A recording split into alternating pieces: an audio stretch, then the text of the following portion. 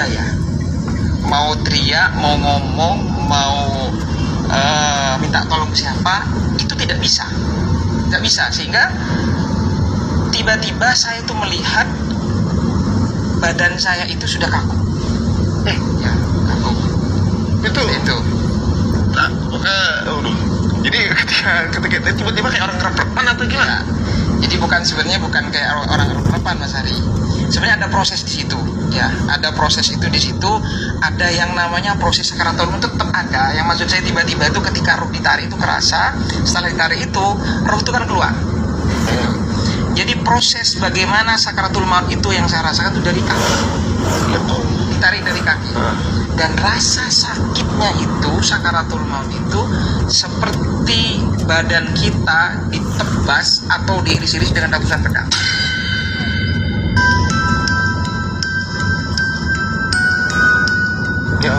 Atau ini kan Idul Adha nih. Ya kita bayangin saja kambing itu dikulitin hidup-hidup. Ditarik semua kulitnya, itu rasanya seperti itu. Atau kita seperti parut yang pakunya panjang-panjang, ditancepin ke tubuh kita terus ditarik. Itu rasa sakit dari kaki itu. Dari kaki. Itu dalam keadaan saya tuh ngerasain ini, rasa sakitnya. Rasa sakit luar biasa, Mas Ari. Ketakutan yang luar biasa. Dan ini juga ini penting. Kalau ingat itu, ya Allah, mau bermaksiat sedikit pun tuh takut, Mas Ari. Itu kayak kita ditunjukkan seperti proyektor layar lebar, ya. Itu seakan-akan kita semua di proyektor itu melihat segala maksiat dosa yang pernah kita lakukan. Di bumi mana, di sudut mana, kapan kita bermaksiat, semua ditunjukin sama Allah. Di situ, Mas Ari. Jadi kayak flashback semua tuh? Iya, flashback semua, Mas Ari. Ingat semua dosa-dosa, malunya luar biasa. Apapun Allah tunjukkan di situ. Segala maksiat yang pernah kita lakukan, siapa yang kita sakiti, entah orang, entah keluarga, dengan lisan kita, dengan sikap kita, dan lain sebagainya. Ini penyesalannya yang luar biasa, yang menurut saya tak kalah sakit juga dari rasa sakit yang kita itu. Kemudian, nah ini benar dari hadis Rasulullah, ketika sudah nafas di tenggorokan, itu ingat semua harta kita. Ya, sampai supaya harta saya waktu itu dalam kondisi ya diuji dengan ekonomi, sampai harta saya uang 1.000 pun di saku, di celana levis belakang pintu pun ingat, seakan-akan saya tolong itu semua harta saya infakin untuk menebus dosa-dosa saya. Saya pingin harta saya yang tersisa itu semua pingin diinfakin untuk menebus dosa-dosa saya, Mas Ari.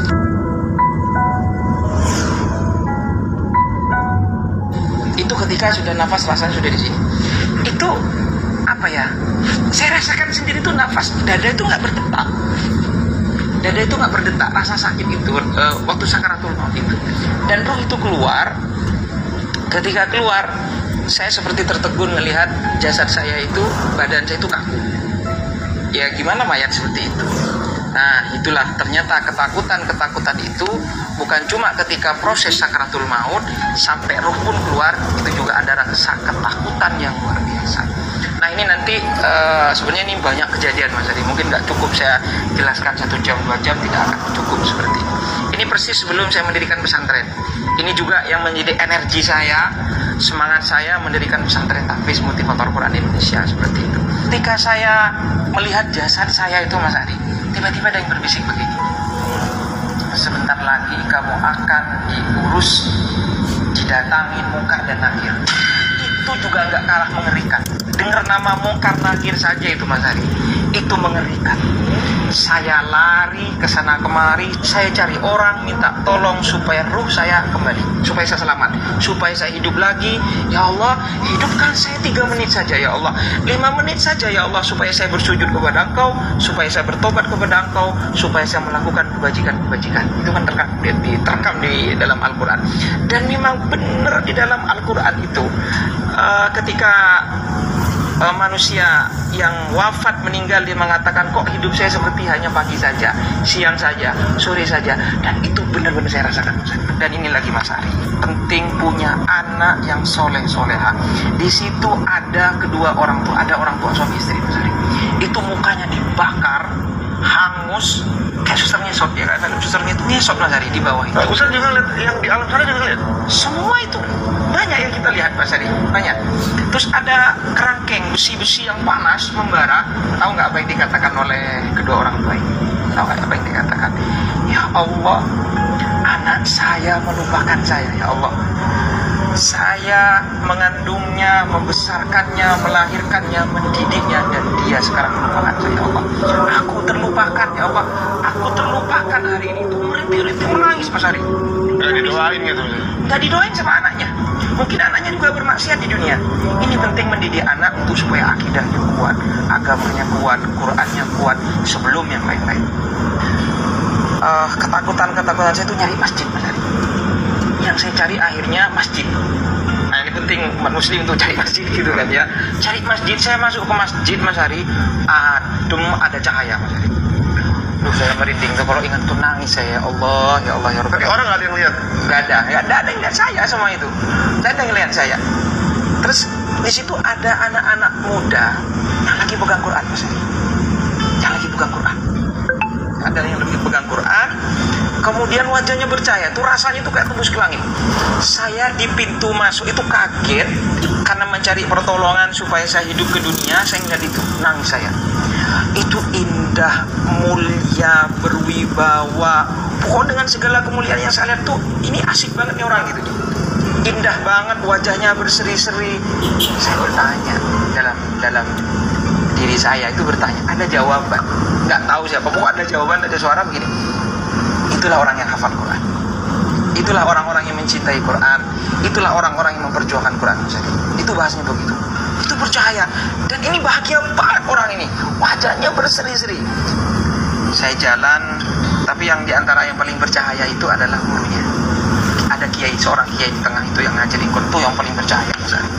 Saya pergi ke mimbar, tempat imam sholat. Saya sambil nangis, saya berteriak Mas di situ. Saya nangis, ya Allah, berkali-kali saya ngomong, ya Allah hidupkan saya walaupun 3 menit, hidupkan saya walaupun 5 menit.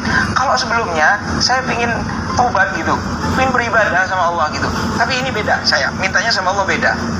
Ya Allah, jika Engkau izinkan saya hidup di dunia 3 menit saja, 5 menit saja, saya pengen taubat, saya pengen zikir, saya pengen sedekah, saya pengen semua kebaikan-kebaikan saya sampaikan kepada Allah. Saya pengen hidup ya Allah, saya pengen balik ke dunia ya Allah. Baru saya terakhir ingat dalam diri saya, ya Allah, jika Engkau izinkan saya hidup ya Allah 3 menit saja, 5 menit saja ya Allah, izinkan saya hidup di dunia ini ya Allah. Saya akan perjuangkan Quran hingga akhir hayat saya ya Allah. Saya akan berjuang untuk Quran. Saya akan wakafkan hidup saya untuk Quran ya Allah. Itu doa saya sama Allah Mas Ari. Ketika saya berteriak, nangis sama Allah, itu mencit sama Allah, pokok pasrah total sama Allah. Saya sudah sampai lupa pada diri saya sendiri, sampai saya lupa siapa saya sampai lupa apa yang terjadi, karena saya hanya hati saya, ya Allah minta hidupkan di dunia, saya wakafkan hidup saya untuk Quran, saya akan perjuangan Quran sampai detak dan jantung saya yang terakhir, saya janji saya sama Allah. Tiba-tiba itu balik Mas Ari. Saya itu kayak lagi tidur, langsung bernyawa lagi, saya bernafas, saya gemetar berjam-jam itu ketakutan.